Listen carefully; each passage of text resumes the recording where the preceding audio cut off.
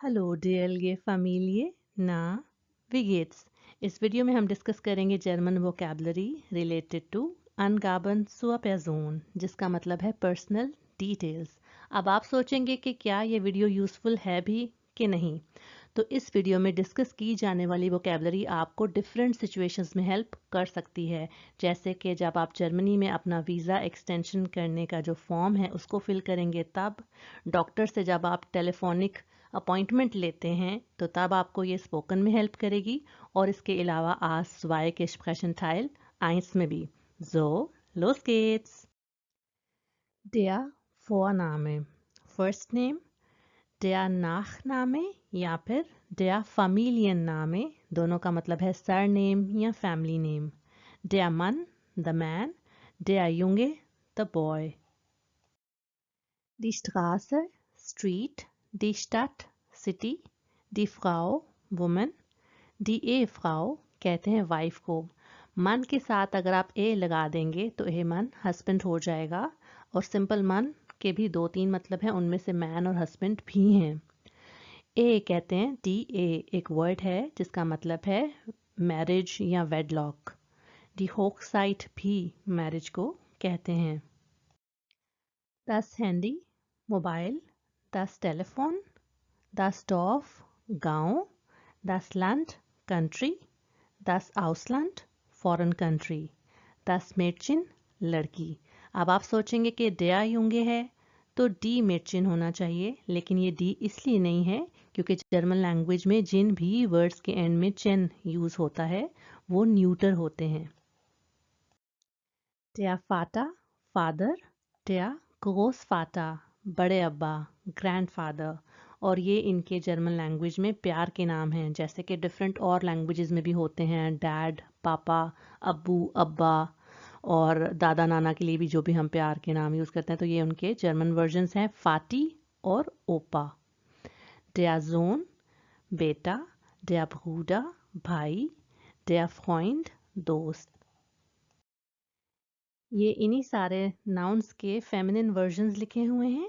D मुटा, मुटी, डी ग्रोसमुटा, ओमा, डी टॉख्टा, डी श्वेस्टा, डी फ्रेंडिन।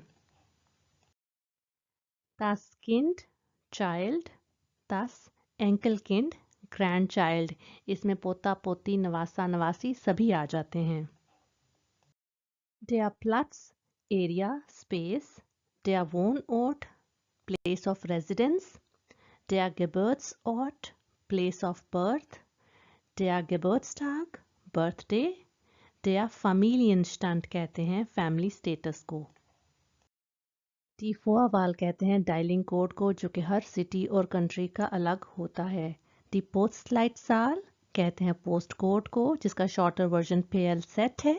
D Nummer, number, D Hausnummer, house number, D Handynummer, mobile number. आप नोट कर रहे होंगे नुमा फेमिनिन है, इसलिए जो भी वर्ड्स पहले यूज होंगे उनके जेंडर मैटर नहीं करते। जर्मन लैंग्वेज में जब डिफरेंट नाउन्स को मिलाकर एक कंपाउंड नाउन बनता है तो उसके साथ जेंडर उसके लास्ट वर्ड का कैरी होता है। अब इनसे आप क्वेश्चंस भी बना सकते हैं, जैसे कि वी इस्ट इगे हैंडीनुमा, was ist ihre Hausnummer oder wie ist ihre Postleitzahl und so weiter. Das Geschlecht, Gender, das Formular, Form, das Datum, Date, das Geburtsdatum और das Heiratsdatum, Date of birth, Date of marriage. Der Ausweis कहते हैं ID card को, जैसे कि स्टूडेंटन Ausweis होता है student ID card. Der Pass oder der Reisepass, passport.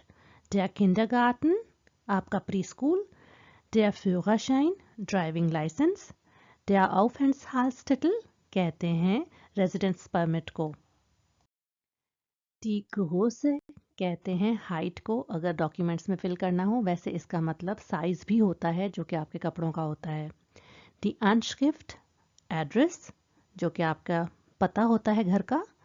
Die Unterschrift, signature. Die Krankenversicherung, आपकी health insurance. और die Staatsangehörigkeit कहते हैं नेशनैलिटी को। ये जर्मन वर्जन है। इसी का एक इंग्लिश जैसा वर्जन भी है जर्मन लैंग्वेज में, जो कि होता है नाशनलिटेट, और उसका जेंडर भी डी है। अनगाबन स्व पर्सन से रिलेटेड कुछ प्लूरल नाउन्स भी हमारी हेल्प कर सकते हैं, जैसे कि डी एल्टर्न, डी ग्रोस एल्टर्न, पेरेंट्स ग्रैंड पेरेंट्स, डी किश्विस्टा बहन भाई दोनों को इकट्ठा कहेंगे, वैसे इसको स्प्लिट करेंगे तो हमें पता है कि डे ब्रूडा और डी श्वेस्टा बन जाता है। डी बेकांटे कहते हैं उन लोगों को जिनको आप जानते होते हैं, वाकिफकारी होती है उनके साथ आपकी, और डी फवांटे रिश्तेदार, डी युगेंटलिशे यंगस्टर्स, डी एरवाक्सने ग्रोन अप्स। कुछ इंपॉर्टेंट वर्ब्स देख लेते हैं। हाइसन to be called, German language में नाम पूछने के लिए हम हाइसन ज़्यादातर यूज़ करते हैं। अगर वी इस्ट या ना में या वस इस्ट या ना में हम बोलें वैसे तो वो ठीक होगा, लेकिन नेटिव जर्मन्स नाम पूछने के लिए हाइसन यूज़ करते हैं। वी हाइसन जी, वी हाइस डू करके पूछते हैं। लेबन टू लिव, वोनन टू रिजाइड, इन दोनों में डिफरेंस ये है कि लेबन हम वैसे तो मैं कहाँ पर रह रही हूँ उसके लिए हम यूज़ कर सकते हैं, लेकिन लेबन का एक और मतलब है ज़िंदा रहने के मतलब में इसको हम यूज़ कर सकते हैं। लेकिन वोनन आप स्पेसिफिकली जिस जगह पर रहते हैं उससे रिलेटेड बात करें, zum Beispiel ich wohne in Kiel, वो वोन्स टू। erreichen कहते हैं टू रीच, जब हम नंबर अपना किसी को देंगे तो उससे हम इस रेफरेंस से बात कर सकते हैं कि आप मुझे किस तरह रीच कर सकते हैं ना, per E-Mail, per Telefon oder sowas. Telefonieren to Telefon. Arbeiten, काम करना, zum Beispiel ich arbeite als Lehrerin für 5 Jahre. Heiraten, ich bin schon verheiratet. Und du? Herkommen, to come from, इसको हम स्प्लिट करके question बनाएंगे या कोई statement बनाएंगे। zum Beispiel wo kommen Sie her? oder woher kommen Sie? वो के साथ अगर हम her यूज़ कर देंगे तो फिर ये ब्रेकेबल वर्ब यूज़ नहीं होता, फिर हम कॉमन सिंपल यूज़ करते हैं। लेकिन अगर इसको स्प्लिट करके आपने क्वेश्चन पूछना है तो हो जाएगा wo kommen Sie her? oder wo kommst du her? unterschreiben, sign करना, buchstabieren कहते हैं स्पेल करना। A1 A2 में आपको वो कोई अपना नाम या अपने पासपोर्ट का नंबर स्पेल करने को भी कह सकते हैं आपको। यहाँ पर हमारे पास फैमिली स्टैंड से रिलेटेड कुछ इंपॉर्टेंट एडजेक्टिव्स हैं कि आपका फैमिली स्टेटस क्या है। Ladies single, verheiratet married, getrennt separated, geschieden divorced, या फिर verwitwet widowed।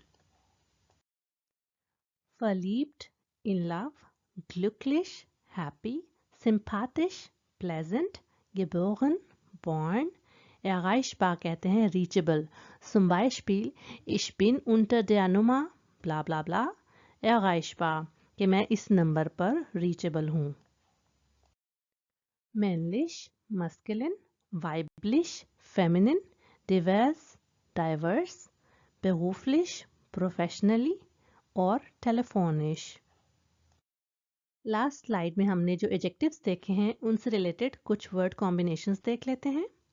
verliebt sein, getrennt leben oder getrennt sein, geschieden sein, verwitwet sein und glücklich verheiratet sein। और हमें पता है कि हमने इनको सेंटेंसेस में किस तरह से यूज करना है। zum Beispiel ich bin schon glücklich verheiratet। Germany अपने पेपर वर्क के लिए बहुत फेमस है और बहुत सारे टाइम्स ऐसे होते हैं कि आपको एट द स्पॉट फॉर्म्स को फिल करके देना होता है या कभी कभी सेंड भी करना होता है, तो उनके लिए ये एक्सप्रेशंस आपको हेल्प करेंगे। zum Beispiel per SMS schicken, per Post schicken, per E-Mail schicken। क्या आपके पास पॉसिबल ऑप्शंस हैं उन फॉर्म्स को या अपनी इंफॉर्मेशन को सेंड करने की। ein Formular ausfüllen, ein Formular unterschreiben, एक फॉर्म को फिल करना, एक फॉर्म को साइन करना। कभी कभी जब unterschrift ना हो तो वो फॉर्म एक्सेप्टेबल नहीं होता। मेरी वीडियो देखने का बहुत शुक्रिया। उम्मीद करती हूँ कि इसने आपकी हेल्प की होगी। अगर अब तक नहीं किया तो आप मेरे चैनल को सब्सक्राइब कर दें, मेरी वीडियोस को अपने लैंग्वेज लर्निंग फ्रेंड्स के साथ शेयर करते रहें। मैं मिलती हूँ आपको नेक्स्ट वीडियो में। चूस।